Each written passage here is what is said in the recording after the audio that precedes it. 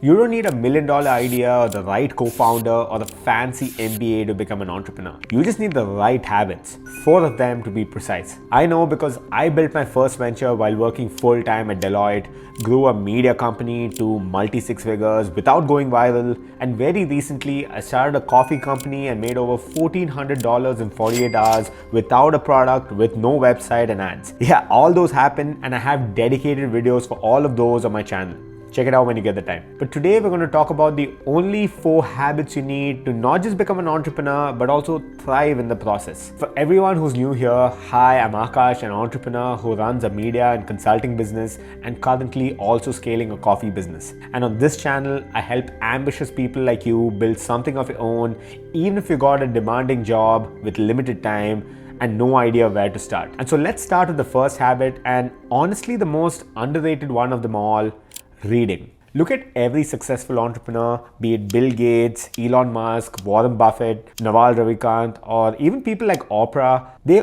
all have this one thing in common.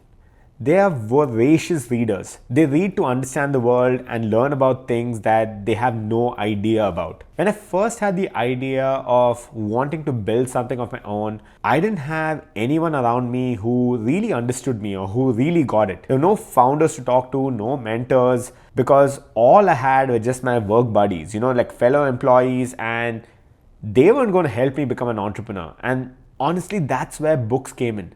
And the first few I read, like the 4-Hour Work Week, Atomic Habits, Deep Work, The Psychology of Money, The Power of Habit, they completely rewired how I thought. And for the first time, I realized I don't have to follow the same rules everyone else around me does. Like, I can design my day based on proven advice from experts. I can build leverage, and I can start thinking like an owner, even if I'm an employee at another company. And these books gave me what no one around me could: different but also valuable perspective.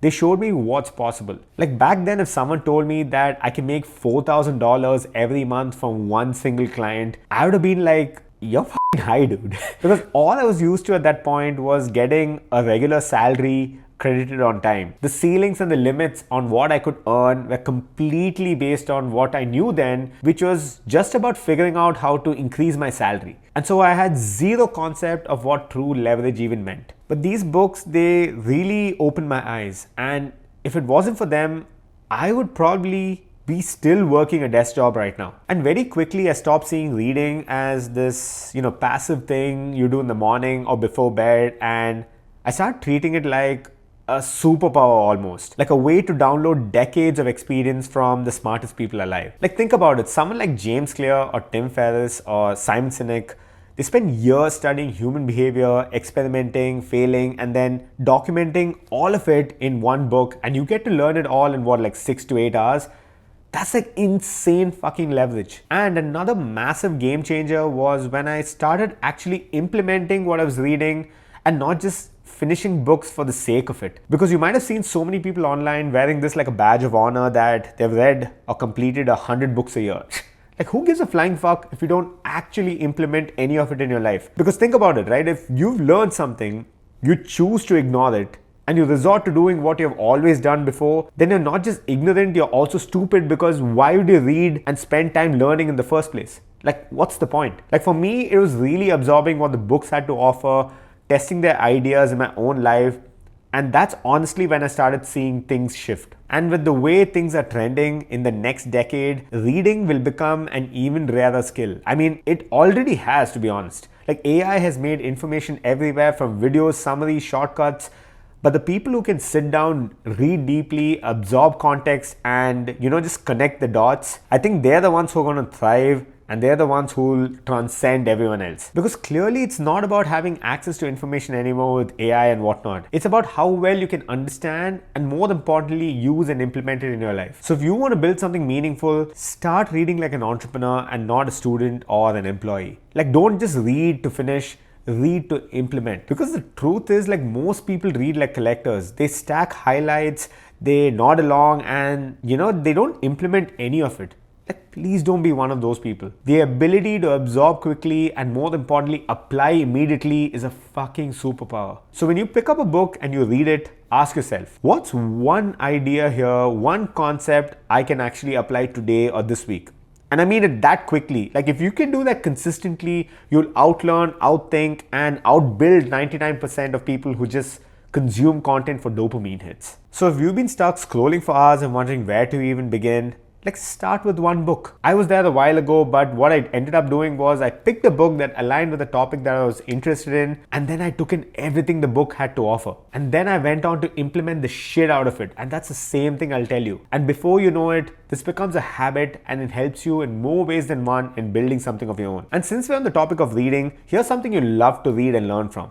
I've put together a free guide called 15 Steps in 15 Days to build something of your own. It's built to help you become an entrepreneur in the most practical way possible, even if you've got a full-time demanding job, and get you to your first $5,000 a month. It's not the usual fluff. It's based on what I've learned through my different ventures, but also through real conversations I've had with 30 plus aspiring entrepreneurs in the last few weeks. And so it's practical, realistic, and super simple. One step a day for 15 days. It's free, it'll always be free, and you can unsubscribe anytime. You can sign up via the link in the description. Alright, now that you've learned the habit of learning through reading, let's talk about the next one, the skill that allows you to convey all of this knowledge and info in the most interesting and convincing way possible. And I'm talking about communicating clearly. Now, here's the thing about entrepreneurship that nobody tells you. You can have the world's greatest idea, but if you can't explain it clearly, it's as good as not having the idea in the first place. I mean, seriously, I've seen people who want to become entrepreneurs fall into this trap a whole lot. Now you ask them, so what's your product or service about? And they go like, well, it's kind of like Uber, but for wellness, with a touch of AI, and actually a whole lot of AI and a community-driven approach to human synergy or something like that. And I'm just like, dude, what the fuck does that even mean? Like if you need 3 examples and 25 sentences to describe your business, it's already too complicated. Like for me, this habit of learning to communicate and articulate clearly started long before I became an entrepreneur. Like I've always loved writing, essays, stories, emails, newsletters. That was always my thing. And so looking back, that one skill quietly became my unfair advantage. Because clear communication isn't just about writing well, it's about really thinking clearly. If I were to look back at my first job and how I landed it, it was because of an email and because I aced the interviews. Not a resume, not a connection, but because I could articulate really well. And honestly, when I look back, I didn't say anything special. I was just very clear with my explanations and I simplified things as much as I could. I said who I was, what I could bring to the table, and why I want to work there. That's pretty much it. And that pattern just kept repeating itself with every job, every client, every deal I made. And even when I started Unimedia, my media company, I wasn't the best storyteller or videographer or editor in the room, but I could communicate the vision super clearly. And that made people trust me faster, clients, team members, and even collaborators. They all just got it. And it's funny because I used to think communication was this kind of soft skill, right? Something that HR people put on slides to make workshops look fancier and sound fancier. The truth is, clear communication is a money skill. It fucking prints you money. If you can write clearly, you can sell. If you can speak clearly, you can lead. And if you can do both, congratulations, because you're already in the top 5% of all professionals alive. Probably in the top 2%. Always remember that clarity and simplicity are not downgrades, they're actually an upgrade. Like Richard Feynman put it, if you can't explain it simply, you don't understand it well enough. So here's a simple way I think about it. If a 10-year-old can understand what you're saying, you've nailed it. When you can write clearly, you think clearly. And when you think clearly, you make better decisions. And when you make better decisions, your life, your business, your results, everything starts to compound. So I gave a keynote speech to a massive group of entrepreneurs and ambitious go-getters, and I got asked a question, how do you improve on storytelling or articulating something really well? And I'll tell you the same thing I told them. A hack that has helped me is content creation. For instance, when I started my podcast, I was forced to think critically about the words I used and how I asked the right questions, engaged, and added to the narrative. Like same here with these videos too, right? Like initially when I started, I sucked big time. Like every sentence would start with an or there would be filler words in there. Yeah, just watching it all back, it was just so cringe. But every video I've made got me to get better at this, and every post I've written, every call I've had, it's just been one big communication rep. And that's the thing about entrepreneurship. You're not just selling a product or service, you're actually just selling clarity, a vision. If people don't get it, they don't buy it. If people don't buy, then you don't have a business, which is actually a good segue into habit number 3, sales. Alright, let's talk about the one thing that separates people who dream of building a business from the ones who actually do. Sales. Like, I can't stress on how important sales is. Ask any big entrepreneur or business person and they'll tell you things like they can sell water to a fish. Most people are terrified of selling. They think it's sleazy or manipulative, and more importantly, they're scared of rejection. Like, the moment you say sales, people picture some guy in a shiny suit saying, "What can I do to put you in this car today?" But real sales, it's actually the exact opposite. Sales is actually just organized helping. You're solving a problem for someone, but in a way that's structured, consistent, and valuable. Like, when I started my first venture called Tuckstand, a food and beverage business focused on revolutionizing corporate catering, I had zero experience selling because up until that point, I was in consulting and very good at executing the actual work. But all this execution came way after someone else had already done the selling to our clients already. So when I had to put myself out there and actually sell, I was shit scared. I had no fancy funnels, no scripts, nothing. Just me walking into restaurants and food vendors and trying to convince them to give this random guy a chance and, to partner with my business. And my business was a three-way marketplace, meaning I had to get food vendors on board just like how Uber Eats has, restaurants on board, and then also go sell it to different businesses because we were in the B2B space. And let me tell you, I got rejected a lot, like a whole lot. But eventually, some of the no's turned into maybes and the maybes turned into yeses. We eventually onboarded over 50 restaurants, including massive global chains like McDonald's and Domino's. Not because I was great at selling, but because I honestly didn't give up, and also I learned to listen intently and get them to hear exactly what they wanted. And I think that's the secret. Good sales isn't about talking more, it's about listening better. It's not how can I convince them, it's about how can I help them and give them exactly what they want and get them to win in the process. And when you approach it like that, I think everything changes. You stop feeling like a salesperson and start feeling like a problem solver. And the funny thing is, and I've experienced this way too many times in my life, but the moment you stop selling, that's actually when people start buying. If you're building a side hustle or starting a business, your ability to sell will decide how long you survive. Because you can have the best product or service in the world, but if no one's paying you, it's not a business, it's just a very expensive hobby. A glorified hobby is what I call it. So talk to people, ask questions, figure out what hurts, and then show them how your idea can make that pain go away. That's pretty much it. That's the job. And once you've committed to this, there's only one thing left that really separates people who want to build something from the ones who actually do it. And we're talking about high affinity for action, or more commonly called execution. This last one is simple to understand but super hard to practice. Because let's be honest, most people don't have an execution problem, they have an overthinking problem. And when I say most people, I mean myself. They'll research, plan, make a Notion board, color code the Notion board, and then go to sleep feeling productive, like they've accomplished something massive. Oh man, how many days I've wasted just planning and strategizing. That word, by the way, everyone loves that word, strategy.